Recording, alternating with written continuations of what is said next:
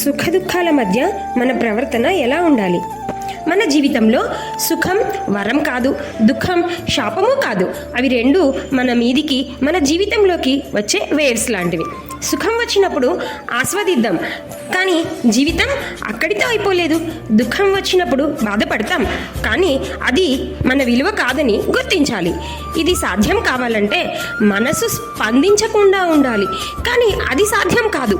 కాబట్టి మనసు స్పందించినా దాని చేత బంధింపబడకూడదు. మరి ఇదెలా సాధ్యం అంటే, సుఖం వచ్చినప్పుడు మనల్ని మనం ఆ సమయంలో నైతికతను నిరంతరం పరీక్షించుకోవడం, అలాగే మన విలువలను కాపాడుకోవడం చేయాలి.